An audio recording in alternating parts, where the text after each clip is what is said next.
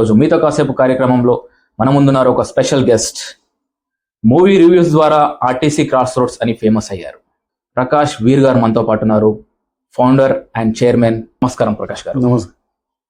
Especially మీరు book reviews and మెయిన్గా ఏంటంటే నెక్స్ట్ జనరేషన్ పైన మీరు బాగా కాన్సన్ట్రేట్ చేస్తున్నారు త్రూ ఎడ్యుకేషన్. కానీ మీరు మల్టిపుల్ యాక్టివిటీస్లలో మీరు ఇన్వాల్వ్ అయి ఉన్నారు. ఈ వొకాబులరీ సంబంధించి మీ ప్రకాష్ టాక్స్ అనేది అతి తక్కువ కాలంలో సక్సెస్ సీక్రెట్ అని అననండి, కానీ జనరల్గా ప్రతి ఒక్కరికి కూడా వాళ్ళు డెవలప్ కావాలని ఉంటుంది, వాళ్ళు ముందరికి వెళ్ళాలని ఉంటుంది. ఎవరి పనిలో వాళ్ళు బిజీ అయిపోయి, పేరెంట్స్ కూడా వాళ్ళు ఉద్యోగాలు చేస్తూ ఉన్నారు, వాళ్ళు బిజీ పెద్ద పెద్ద లైబ్రరీస్కి వెళ్ళడం, లేకపోతే తెలిసిన ప్రొఫెసర్ దగ్గరికి. ఆల్మోస్ట్ 4th క్లాస్ నుంచి నేను ఉండే దగ్గర ఒక ఆర్య సమాజ్ లైబ్రరీ ఉండేది. స్కూల్ నుంచి రాగానే బ్యాగ్ ఇంట్లో పారేసి లైబ్రరీకి వచ్చేసేవాడిని. మా నాన్న వచ్చేవాడు అనమాట ఆఫీస్ నుంచి. అలా పుస్తకం ఏంటంటే దాని ఆనందమే వేరు ఉంటుంది అనమాట. You're in your own world and when you read something that stays with you. And maths చదివేటప్పుడు కూడా అదే ఫోకస్ ఉంటుంది, because your brain is tuned.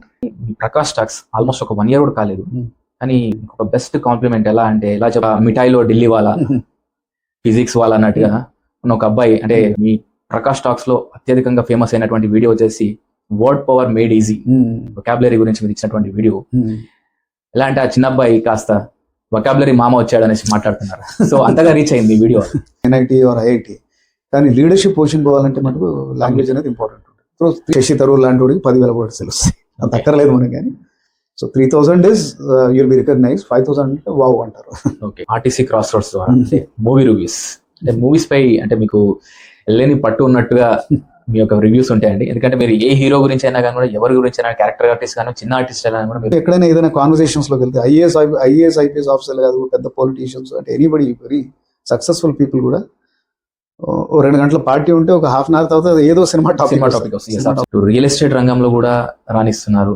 So గతంలో ఒక 2 decades బ్యాక్ ఒక NRI కానివ్వండి, ఎవరైనా కానీ కూడా ఒక ఐపాడ్ కాస్ట్ లో మన చుట్టుపక్కల అంటే అవుట్స్కట్స్ లో ఒక ప్లాట్ కొనేవాళ్ళు. సో ఎందుకంటే ఐపాడ్ అనేది అప్పట్లో చాలా ఫేమస్ ఉంటుంది. సో ఐపాడ్ కాస్ట్ లో ఒక ప్లాట్ వచ్చేది. సో ఇవాళ NRIs వాళ్ళు ఇన్వెస్ట్మెంట్ చేయాలన్నా కానీ కూడా, అంటే ప్రజెంట్ సిచ్యువేషన్ లో వాళ్ళ డాలర్ రేట్ కంటే ఇక్కడ ల్యాండ్ రేట్స్ బాగా పెరిగిపోతున్నాయి. సో మీరు దీని ఎలా, స్టాండర్డ్ లోన్ బిల్డింగ్ లో మీ మెయింటెనెన్స్ తక్కువ ఉంటుంది. ఎస్. So favourite actress? ఒక కొబ్బరికాయలు అమ్మేవాడు కూడా UPI ఎట్లా వాడాలో. అండ్ అందుకే కాబోలు మీరు గవర్నమెంట్ జాబ్ వదిలేసి ప్రైవేట్ రంగంలోకి వచ్చారనిపిస్తుంది మిమ్మల్ని చూస్తుంటే. So very nice talking to you Prakash గారు. Thank you very much. Please.